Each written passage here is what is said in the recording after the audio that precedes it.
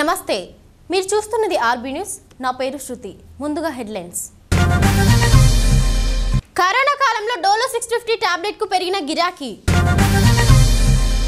మేడారానికి పోటెత్తుతున్న భక్తులు భక్తజన సంద్రంగా మారిన పరిసరాలు తెలంగాణ స్కీమ్లను కేంద్రం ఫాలో అవుతుందన్న మంత్రి కేటీఆర్ మేడారం సమ్మక్క సారక్క దేవతల దర్శనానికి భక్తులు పోటెత్తుతున్నారు ఆదివారం ఒక్కరోజే దాదాపు 50,000 మంది వరకు భక్తులు దర్శించుకున్నట్లు అధికారులు అంచనా వేస్తున్నారు వనదేవతలను దర్శించుకునేందుకు వచ్చిన భక్తులతో మేడారం పరిసరాలన్నీ భక్త జనసంద్రంగా మారిపోయాయి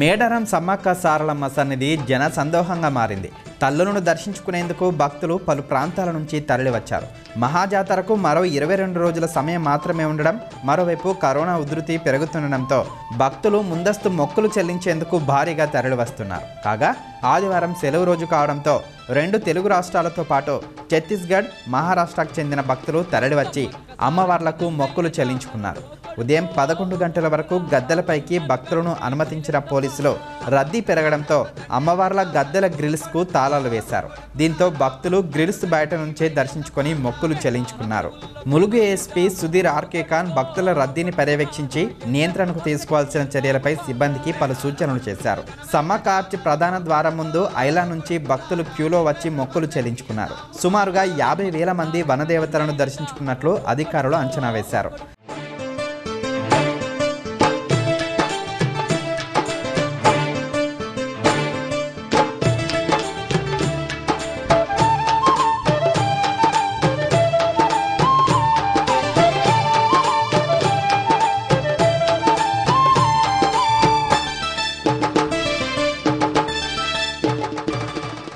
మేడారానికి భక్తులు భారీగా ప్రైవేటు వాహనాల్లో తరలివచ్చారు జంపన్నవాగు నుంచి గద్దెల వద్దకు వచ్చే దారిలో వాహనాలతో కాసేపు ట్రాఫిక్ జామ్ ఏర్పడింది దీంతో పోలీసులు హరిత హోటల్ జంక్షన్ వద్ద భక్తుల వాహనాలను మళ్లించేందుకు చర్యలు చేపట్టారు Medaram Chilakalagutta Reddigudem RTC Y junction ప్రాంతాల్లో వాహనాలు బారులు తీరి కనిపించాయి మొక్కుల అనంతరం భక్తులు మేడారం పరిసర ప్రాంతాల్లో విడిది చేసి వంట వార్పు చేసుకుని సహపంక్తి భోజనాలు చేసి సేద తీరారు మేడారం సమ్మక్క సారలమ్మను ములుగు జిల్లా కలెక్టర్ కృష్ణాదిత్య దర్శించుకున్నారు దర్శనానికి వచ్చిన కలెక్టర్ను ఆలయ సాంప్రదాయం ప్రకారం ఈవో రాజేంద్రం పూజారులు డోలు వాయిద్యాలతో గద్దెలపైకి స్వాగతం పలికారు కలెక్టర్ అమ్మవార్లను దర్శించుకుని పూజలు చేశారు భక్తుల రద్దీ పెరగడంతో ఇబ్బందులు కలగకుండా చర్యలు తీసుకోవాలని అధికారులను ఆదేశించారు అనంతరం ఆయన మేడారంలో జరుగుతున్న అభివృద్ధి పనులను పరిశీలించారు త్వరగా పనులను పూర్తి చేయాలని అధికారులను ఆదేశించారు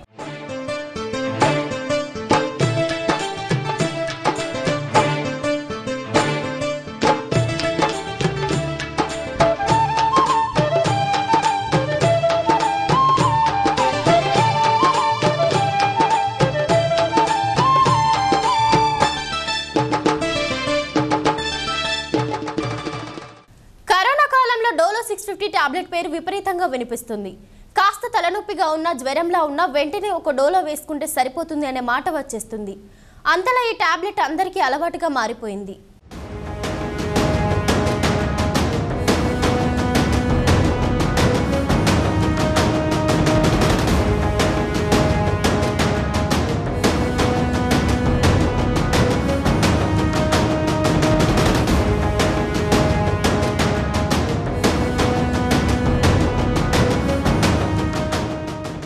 కరోనా కాలంలో డోలో 650కి విపరీతంగా క్రేజ్ పెరిగింది నిజానికి వైద్యుల సూచన లేకుండా టాబ్లెట్ వేసుకోవడం మంచిది కాదనే విషయం తెలిసినా కొందరు యథేచ్ఛగా వాడుతున్నారు ఇక కరోనా ట్రీట్మెంట్ కోసం వైద్యులు కూడా ఈ మాత్రను సిఫార్సు చేస్తున్న విషయం తెలిసిందే అయితే కాసేపు ఈ విషయాన్ని పక్కన పెడితే తాజాగా డోలో 650 ఓ అరుదైన రికార్డును సొంతం చేసుకుంది కరోనా సమయంలో దేశంలోనే అత్యధికంగా అమ్ముడైన టాబ్లెట్గా డోలో నిలిచింది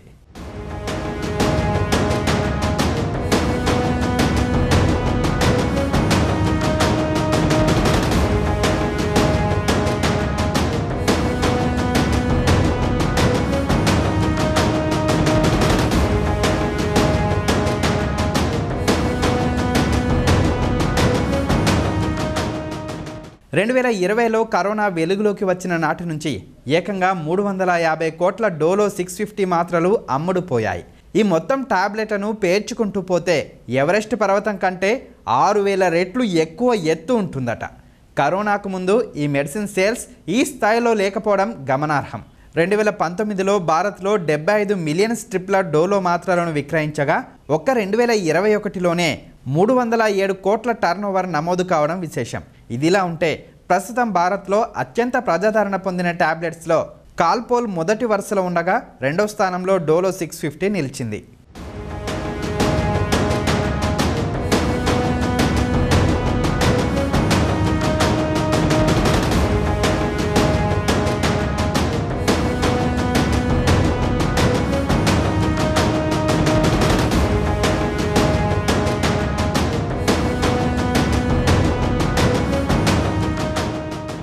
పారాసిటమాల్ డోలో 650 ఇదివరకు పారాసిటమాల్ 500 mg వాడేవాళ్ళు. కానీ ప్రజల్లో అవగాహన పెరగటం వల్ల పారాసిటమాల్ 650 mg కూడా తెలిసింది ప్రజలకు, డోలో 650 అని.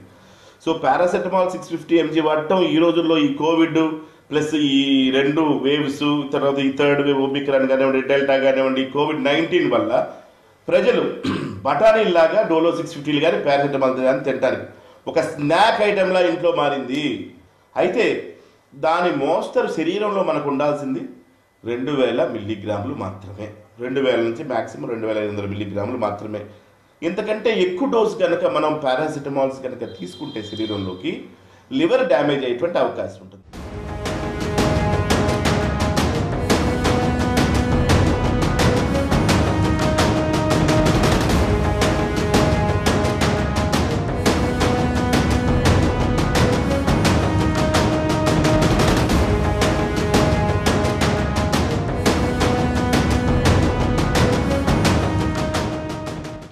ఒక్కసారైనా ఎమ్మెల్యే అయి భూపాలపల్లి నియోజకవర్గ ప్రజలకు సేవ చేయాలని గండ్ర సత్యనారాయణరావు కల ఈసారైనా నిజమవుతుందా? కమలం పువ్వు సింహం గుర్తులపై కలిసిరాని అదృష్టం హస్తంతోనైనా హస్తగతమవుతుందా? అసలు నియోజకవర్గంలో గండ్ర సత్యనారాయణరావుకు ఉన్న బలమెంత, బలహీనత ఎంత? Watch the story.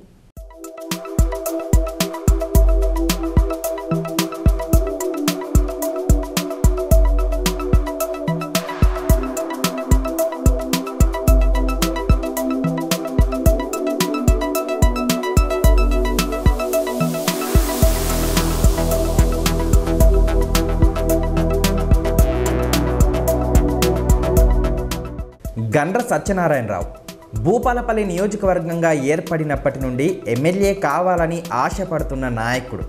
తను రాజకీయంగా ఎదిగిన టీడీపీ నుండి ఎప్పుడూ ఎమ్మెల్యే టికెట్ రాలేదు. బీజేపీ నుండి ఒకసారి, సింహం గుర్తు నుండి మరోసారి పోటీ చేసి 50,000 పైచిలుకు ఓట్లనే సాధించారు. అయితే విజయానికి ఆ ఓట్లు సరిపోలేదు. దీంతో సత్యనారాయణరావు పోటీ చేసిన ప్రతిసారి రెండో స్థానంతోనే సరిపెట్టుకోవాల్సి వచ్చింది. గెలుస్తాననుకున్న ప్రతిసారి ఏదో ఒక ప్రతికూలత ఆయన ఓటమికి కారణమయ్యేది. కొన్నిసార్లు పార్టీ గుర్తు కావచ్చు, మరికొన్నిసార్లు ఇండిపెండెంట్గా పోటీ చేయడం కావచ్చు. ఏదో ఒక అంశం గండ్ర సత్యనారాయణరావు ఓటమికి సమాధానంగా నిలబడేది.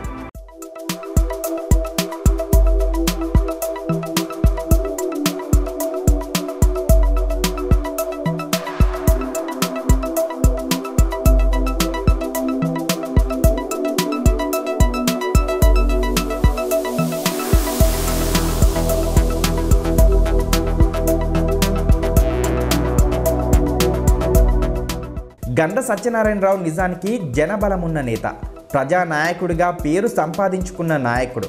అయినా ఎన్నికలు వస్తే మాత్రం ఓటమి పాలవుతున్నారు.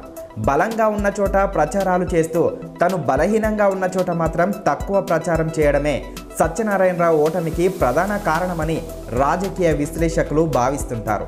గండ్ర సత్యనారాయణరావు పోటీ చేసినప్పుడు వచ్చిన ఓట్లన్నీ వ్యక్తిగతంగా తన మీదున్న అభిమానంతోని పడ్డ ఓట్లేనన్న మాటలు వినిపిస్తున్నాయి. ఎన్నికల సమయంలో సత్యనారాయణరావు టికెట్ కోసం పార్టీ మారడం లేదా టికెట్ రాలేదని ఇండిపెండెంట్గా పోటీ చేయడంతో సరైన గుర్తు లేక పోటీ చేసిన పార్టీల సపోర్ట్ దొరక్క గండ్ర సత్తన్న ఓడిపోయారనే వాదనలు ఉన్నాయి.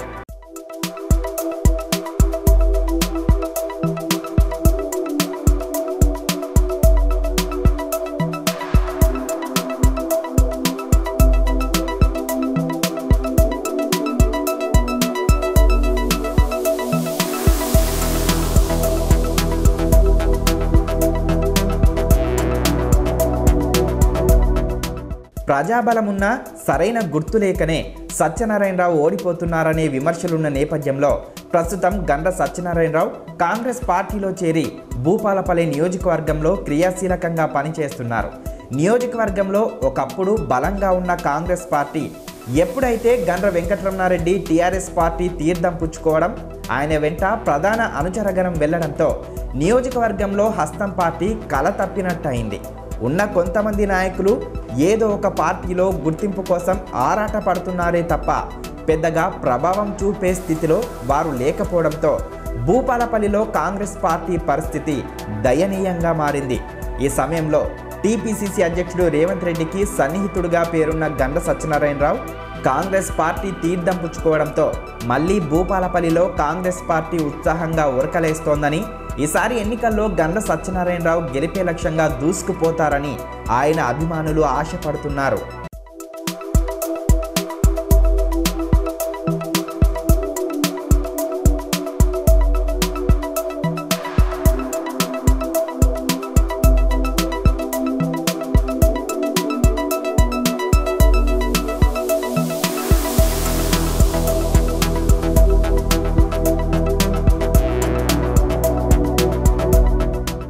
గండ్ర సత్యనారాయణరావు కాంగ్రెస్ పార్టీలో చేరిన గెలవాలంటే మరింత కష్టపడాల్సిందే. గండ్ర సత్యనారాయణరావు వర్గం ఇప్పుడున్న కాంగ్రెస్ వర్గాలకు ఇంకా కొన్ని చోట్ల సత్సంబంధాలు కుదరలేదనే విమర్శలు వస్తున్నాయి. ముఖ్యంగా మండలాల్లో కాంగ్రెస్ పార్టీని బలంగా నడిపించే నాయకులు ఇప్పటి వరకు లేరు.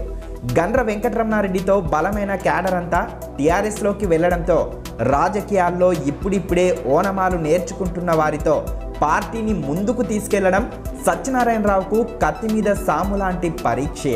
గణపురం, చిట్యాల మండలాల్లో గండ్ర సత్యనారాయణరావుకు ప్రజాబలం దండిగా ఉన్న మిగతా మండలాల మీద ఆయన ఫోకస్ పెట్టాల్సిన అవసరం ఉంది.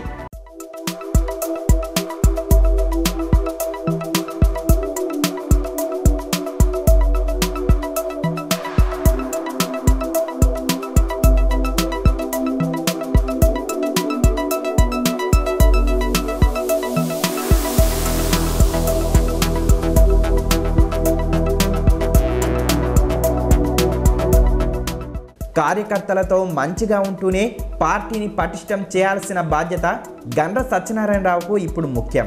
ప్రస్తుత పరిస్థితుల్లో సత్యనారాయణరావు మరింత దూకుడు ఆలోచనలతో పార్టీని నియోజకవర్గంలో నిలబెట్టాల్సిన అవసరం ఎంతైనా ఉంది. ముఖ్యంగా మొగుళ్లపల్లి, రేగొండ, సాయంపేట, టేకుమట్ల మండలాల్లో సత్యనారాయణరావు మరింత బలపడాల్సిన పరిస్థితి ఉంది. ఆ మండలాల్లో పరిస్థితులు సత్యనారాయణరావుకు కాంగ్రెస్ పార్టీకి కొంత భిన్నంగా ఉన్నాయి. మొగుళ్లపల్లి మండలం, సాయంపేట, రేగుండ మండలాలపై ప్రధానంగా సత్తన్న దృష్టి సారించాల్సిన పరిస్థితి నెలకొంది.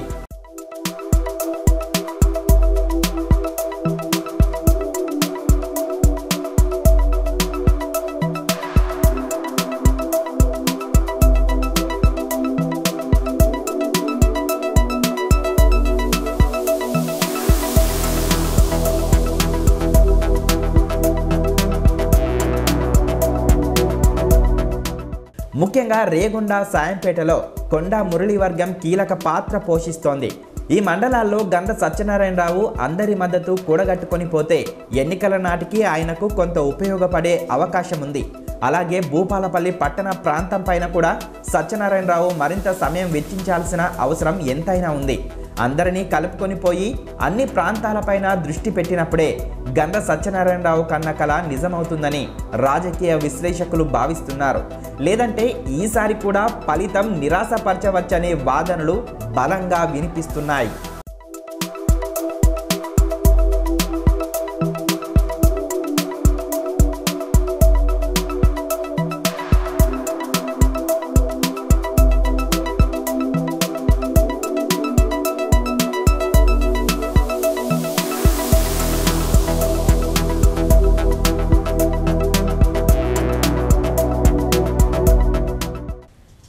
రిపబ్లిక్ డే కోసం దేశ రాజధాని ఢిల్లీ ముస్తాబవుతుంది. రిపబ్లిక్ డే సందర్భంగా నిర్వహించే పరేడ్లో ఈసారి కూడా పలు రాష్ట్రాల సంస్కృతి సాంప్రదాయాలను ప్రతిబింబించే శకటాలు త్రివిధ ధరల కవతో ఆకట్టుకోనుంది. ఏటా ఈ వేడుకలను చూసేందుకు దేశం నలుమూలల నుంచి జనం ఢిల్లీకి వస్తుంటారు. కానీ ఈ ఏడాది కరోనా కారణంగా పరేడ్ చూసేందుకు వచ్చే వారిపై పోలీసులు ఆంక్షలు విధించారు. 15 ఏళ్లలోపు పిల్లలు డబుల్ డోస్ వ్యాక్సినేషన్ పూర్తి కాని వారిని పరేడ్ చూసేందుకు అనుమతించమని ఢిల్లీ పోలీసులు స్పష్టం చేశారు. వ్యాక్సినేషన్ పూర్తయిన వారు దానికి సంబంధించిన సర్టిఫికేట్ వెంట తెచ్చుకోవాలని సూచించారు. కరోనా నిబంధనలు పాటిస్తూ రిపబ్లిక్ డే వేడుకల్ని నిర్వహించేందుకే ఈ నిర్ణయం తీసుకున్నట్లు ప్రకటించారు. ఈ ఏడాది ఢిల్లీలో జరిగే రిపబ్లిక్ డే పరేడ్లో 17 ఆర్మీ బ్యాండ్స్, 25 శకటాలు కనువిందు చేయనున్నాయి. వేడుకల సందర్భంగా ఎలాంటి అవాంఛనీయ ఘటనలు జరగకుండా రాజ్పథ్ వద్ద భద్రత కట్టుదిట్టం చేశారు. ఈ ఏడాది ఢిల్లీలో జరిగే రిపబ్లిక్ డే పరేడ్లో 17 ఆర్మీ బ్యాండ్స్, 25 శకటాలు కనువిందు చేయనున్నాయి. వేడుకల సందర్భంగా ఎలాంటి అవాంఛనీయ ఘటనలు జరగకుండా రాజ్పథ్ వద్ద భద్రత కట్టుదిట్టం చేశారు. పహారా కోసం డ్రోన్లను ఉపయోగిస్తున్నారు.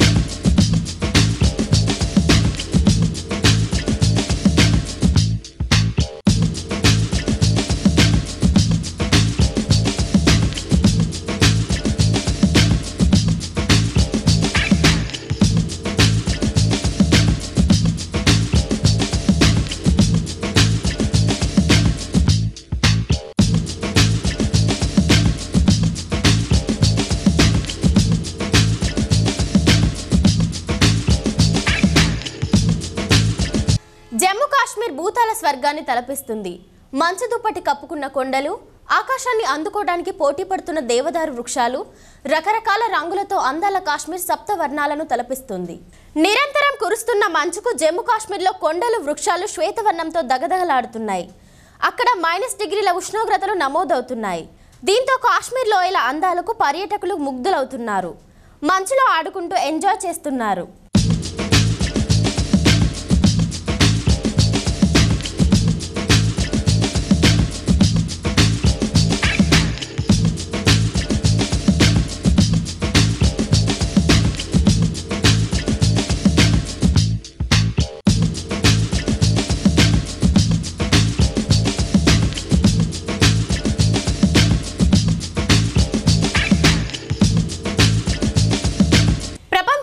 ప్రముఖ సంస్థలకు భారతీయులు సీఈఓలుగా ఉండడం ఎంతో గర్వంగా ఉందన్నారు ప్రధాని మోదీ. 2021-22 సంవత్సరానికి సంబంధించి బాల్ పురస్కార్ అవార్డు గ్రహీతలైన పిల్లలకు డిజిటల్ పద్ధతి ద్వారా అవార్డులు అందించారు ప్రధానమంత్రి. तो उसके लिए मैंने अपने फील्ड के अंदर दायरे में रहकर मैंने लोगों के लिए एक ऑनलाइन पोर्टल लॉन्च किया जिसके अंदर लोगों को सारी जानकारी मिलती थी कोरोना के लिए। एंड उसके साथ मैंने एक हेल्पलाइन नंबर जारी किया जिस पर लोग जुड़े थे तुम्हारे साथ? सर उसके अंदर काफ़ी लोग जुड़े थे ऑल ओवर इंडिया से, अलग अलग राज्यों से। एंड सर मेरे साथ अभी मेरे मदर बैठे हैं एंड मेरे father and DM ma'am and उनके अधिकारी बैठे हैं। तो ये आपको आदत किसने डाली? माँ बाप ने डाली है, स्कूल में कॉलेज में डाली, क्या हुआ? सर मुझे जो मेरे को एक अवसर मिला वो मुझे मेरे पेरेंट्स की तरफ से मिला क्योंकि वो भी आईटी के अंदर ही है उनका फील्ड। तो उन्होंने मुझे काफ़ी एक्सप्लोर किया, सिखाया एंड मुझे मेरे फादर से काफ़ी इंस्पिरेशन मिली कि मैं सोसाइटी के लिए कुछ कर सकता हूँ क्योंकि उन्होंने भी काफ़ी काम किया सोसाइटी के लिए। अच्छा, अपनी पढ़ाई पूरी करने के बाद आप नौकरी करना चाहेंगे या कोई स्टार्टअप वगैरह शुरू करेंगे? सर मैं अपनी पढ़ाई कंप्लीट करने के बाद मैं चाहता हूँ कि मैं अपनी कंपनी के अंदर मैं और जो मेरे दोस्त हैं मैं उनको कोडिंग सिखाऊं एंड साथ ही साथ मैं चाहता हूं कि जो कई बड़े प्रोजेक्ट्स हैं फेसबुक गूगल तो मैं भी उनकी तरह कुछ डेवलप करूं और समाज की सेवा कर सकूं। वेदांश, आपको देखकर मुझे ये लगने लगा है कि पिछले कुछ वर्षों से किए गए भारत सरकार ने जो योजनाएं बनाई वो प्रयासों के कुछ अच्छे परिणाम निकल रहे हैं।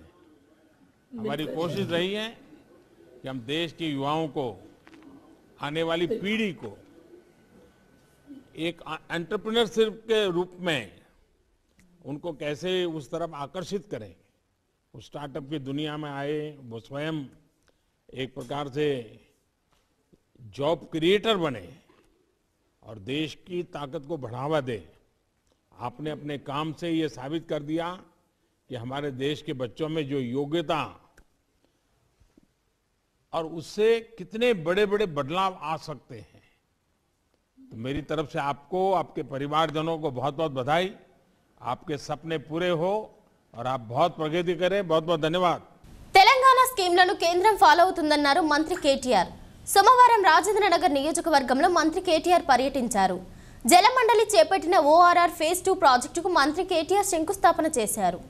ఈ సందర్భంగా మాట్లాడిన కేటీఆర్, ఒకప్పుడు మంచినీటి కోసం ఎక్కడ చూసినా బిందెలతో పెద్ద లైన్లు కనిపించేవారని, ఇప్పుడు ఆ కష్టాలు లేవన్నారు. 587 కోట్లతో ఓఆర్ఆర్ లోపల ఉన్న గ్రేటెడ్ కమ్యూనిటీలకు, కాలనీలకు మంచినీటి సరఫరా కోసం ఈ ప్రాజెక్టును నిర్మిస్తున్నామని తెలిపారు మంత్రి కేటీఆర్. ఈ కార్యక్రమానికి మంత్రి సబితారెడ్డి, ఎంపీ రంజిత్ రెడ్డి, ఎమ్మెల్యే ప్రకాష్ గౌడ్, ఎమ్మెల్సీలు మహేందర్ రెడ్డి, వాణిదేవి, కాటేపల్లి జనార్దన్ రెడ్డి పాల్గొన్నారు. నీళ్లు లేని ఊర్లు, తాగడానికి నీళ్లు లేని పరిస్థితులు, సాగుకు నీరు లేని పరిస్థితి, కరెంటు లేని పరిస్థితి, నీళ్లు కాలనీలు, ఇది ఉండడం ఎంత మాత్రం కూడా మంచిది కాదు. కాబట్టి ఒక ప్రణాళిక ప్రకారం, ఒక వ్యూహం ప్రకారం ముందు ప్రజల కనీస అవసరాలు, కనీస మౌలిక వసతులు, వాటిని తీర్చాల్సిన బాధ్యత ప్రభుత్వాల మీద ఉంటుందనే విషయాన్ని వారు చెప్పడంతో పాటుగా గత 7.5 సంవత్సరాలుగా అడుగడుగున ప్రజల కనీస అవసరాలు ఏవైతున్నాయో వాటికి అనుగుణంగానే వారు తన కార్యాచరణ రూపొందించుకోవడం జరిగింది. అందుకే ఈరోజు భారతదేశానికే, భారతదేశంలోని ఇతర రాష్ట్రాలకి స్ఫూర్తిదాయకంగా నిలుస్తున్న ఎన్నో కార్యక్రమాలకు తెలంగాణ అనే వేదిక అయ్యింది అంటే దానికి కారణం మన రాష్ట్ర ముఖ్యమంత్రి పెద్దలు కేసీఆర్ గారి యొక్క ముందు చూపు అని చెప్పక తప్పదు. ఇవాళ కేంద్ర ప్రభుత్వం హర్ ఘర్ కో జల్ అని చెప్పి ఒక కార్యక్రమం తీసుకున్నది. ఇందాక ఎంపీ గారు కూడా చెప్పినారు. ఆ కార్యక్రమానికి స్ఫూర్తి ఏది అంటే మన రాష్ట్రంలో మనం అమలు చేసిన మిషన్ భగీరథ కార్యక్రమం. అదే పద్ధతుల్లో 1-2 కాదు, ఇంకా చాలా కార్యక్రమాలు. ఒకప్పుడు అనేవారు, what Bengal does today India does tomorrow, అంటే ఈరోజు బెంగాల్లో జరిగేది రేపు దేశంలో అమలవుతుందని చెప్పి గతంలో ఒకప్పుడు నానుడి ఉండేది. కానీ ఈరోజు నానుడి ఏంటంటే, భారతదేశంలో నడుస్తున్న వ్యవహారం ఏంటంటే, తెలంగాణలో ఈరోజు అమలవుతున్న పథకాలు భారతదేశంలో రేపంతా అమలవుతాయనే మాట ఇది వాస్తవం.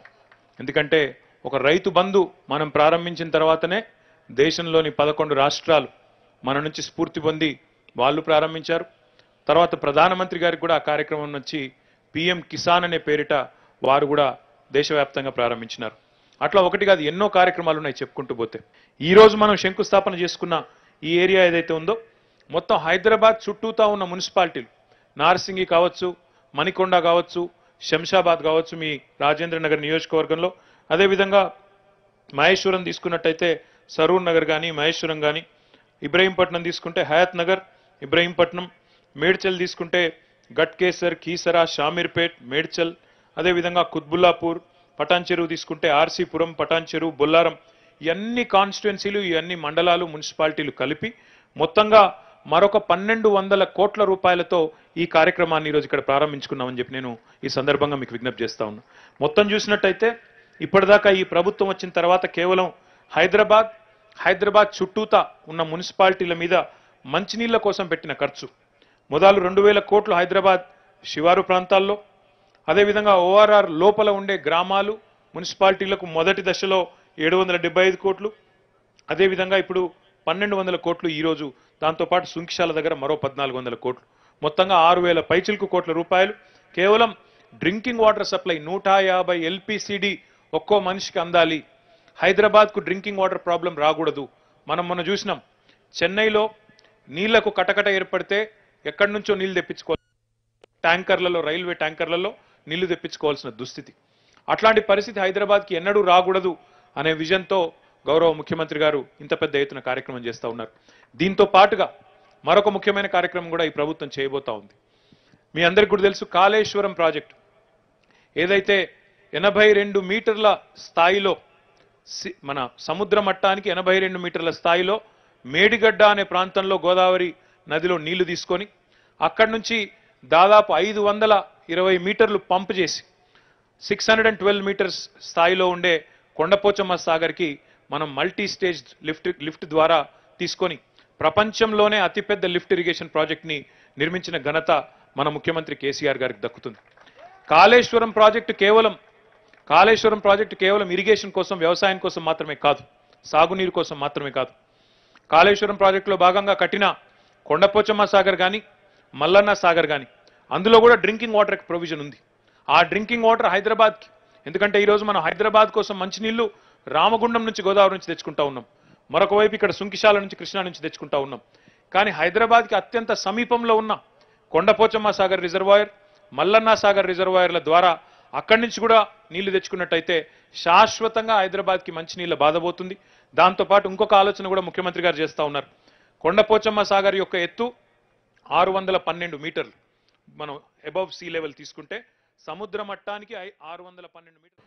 మణికొండనో లేకపోతే నార్సింగ్ లేకపోతే బండ్లగూడకు నీళ్లు తీసుకురావాలంటే జిహెచ్ఎంసీ ఏరియాకి ఎక్కడి నుండి ఎట్లా ట్యాప్ చేయాలని చూసేవాళ్ళని తప్పిస్తే కెపాసిటీ ఏ విధంగా పెంచుకోవాలి, ఎట్లా చేయాలనే ఆలోచన గతంలో ఉండేది కాదు.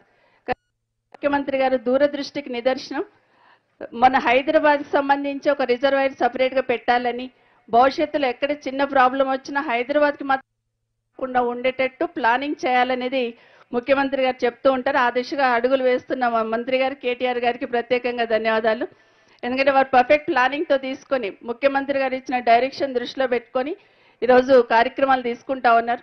జిహెచ్ఎంసీ ఏరియాతో పాటు రింగ్ రోడ్ లోపల ఉన్న ఏరియాతో పాటు హెచ్ఎండి ఏరియాలో ఉన్న సంబంధించిందంతా కూడా ఈరోజు ప్లానింగ్ వేసుకొని భవిష్యత్తులో వాటర్ ప్రాబ్లం రాకుండా ఈరోజు 1200 కోట్ల రూపాయలు ఇచ్చిన గౌరవ ముఖ్యమంత్రి గారికి ప్రత్యేకంగా పరిష్కరించడానికి ప్లానింగ్ చేసిన మంత్రి గారు కేటీఆర్ గారు కూడా ప్రత్యేకంగా ధన్యవాదాలు.